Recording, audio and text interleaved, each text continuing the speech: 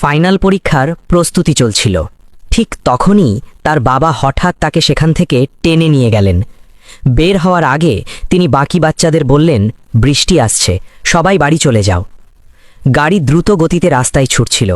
Chloe পিছনে ফিরে জানালা দিয়ে তাকিয়ে দেখল পরিষ্কার আকাশ হারিয়ে গেছে, কালো মেঘ সব কিছু ঢেকে ফেলেছে, ঝড় আসতে চলেছে। বাবা গাড়ি আরও দ্রুত চালাতে লাগলেন। তিনি ক্লোয়িকে বললেন তার ছোট ভাইয়ের সিট বেল্ট বেঁধে দিতে, কিন্তু সে মানছিল না। তাকে বকতে গিয়ে বাবা পিছনে ঘুরে তাকালেন, আর গাড়ি প্রায় নিয়ন্ত্রণের বাইরে চলে গিয়েছিল। কোনো মতে বড় দুর্ঘটনা এড়ানো গেল, কিন্তু সামনে একটি ট্রাক রাস্তা আটকে দাঁড়িয়েছিল, আর বৃষ্টি দ্রুত কাছে চলে আসছিল। বাবা সঙ্গে সঙ্গে হাইওয়ে ছেড়ে অন্যদিকে গাড়ি ঘুরিয়ে দিলেন। তিনি বাচ্চাদের দ্রুত হাঁটতে বললেন। বৃষ্টির ফোঁটা এখন খুব কাছাকাছি। শেষ পর্যন্ত তারা একটি বাংকারে পৌঁছে গেল। ভিতরে নিরাপদে ঢোকার পর বাবা সত্যিটা বললেন। সেই বৃষ্টির মধ্যে একটি ভয়ঙ্কর ভাইরাস ছিল, যা মানবজাতিকে শেষ করে দিতে পারে। তিনি বললেন এখন তারাই শেষ আশা। এরপর তিনি ক্লোয়িকে বললেন তার ছোট ভাইয়ের যত্ন নিতে। তারপর তিনি একটি হ্যাজম্যাট স্যুট পরে বাংকার থেকে বাইরে চলে গেলেন। 10 মিনিটও পার হয়নি, হঠাৎ বাইরে দরজায় জোরে জোরে ধাক্কার শব্দ শোনা গেল। ক্লোয়ি ভাবল বাবা ফিরে এসেছেন। মা বললেন এটা অসম্ভব, কারণ বাবা নিজেই দরজা খুলতে পারতেন।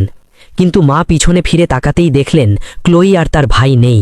তারা দৌড়ে দরজার কাছে পৌঁছে উত্তেজনায় সেটি খুলে ফেলেছিল। বাইরে দাঁড়িয়ে থাকা লোকটি তাদের বাবা ছিল না। তার শরীর ভীষণ কাঁপছিল, আর সে সঙ্গে সঙ্গে ছোট ভাইয়ের শার্ট ধরে ফেলল, যেন তাকে টেনে নিয়ে যাবে। মা দৌড়ে বাইরে এসে সেই লোকটির সঙ্গে লড়াই শুরু করলেন, কিন্তু বৃষ্টিতে ভিজে যাওয়া মাত্রই তিনি বিপদের মধ্যে পড়ে গেলেন।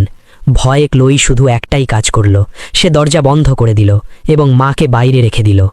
বাইরে থেকে মায়ের চিৎকার শোনা যেতে লাগল। ক্লোয়ি আর তার ভাই মাটিতে পড়ে গেল, অপরাধবোধে ভেঙে পড়ে। দিন কেটে যেতে লাগল। বাবা আর কখনো ফিরে এলেন না। বাইরের পৃথিবীর সঙ্গে সব যোগাযোগও বন্ধ হয়ে গেল। বাংকারটাই তাদের বাড়ি হয়ে গেল, আবার এক ধরনের কারাগারও। 5 বছর পরে তার ভাই বড় হয়ে গেছে। খাবারের রেশন প্রায় শেষ হয়ে আসছিল। সে এই জীবন থেকে বিরক্ত হয়ে পড়েছিল। ক্লোয়ি তাকে বোঝানোর চেষ্টা করল, কিন্তু রাগের মাথায় সে কাঁচ ভেঙে ফেলল। সে বাইরে যেতে চাইছিল।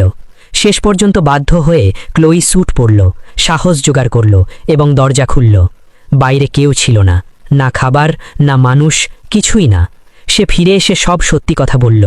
যদি বেঁচে থাকতে হয় তাহলে তাদের অন্য কোনো বাংকার খুঁজতে হবে। কিছুক্ষণ পরে যখন দুজনেই ঘুমিয়ে পড়ল, হঠাৎ অ্যালার্ম বেজে উঠল। বন্ধুরা, পরের ভিডিও দেখতে হলে ফলো দিয়ে পাশে থাকো এবং কমেন্ট করো পার্ট 2 লিখে। ধন্যবাদ।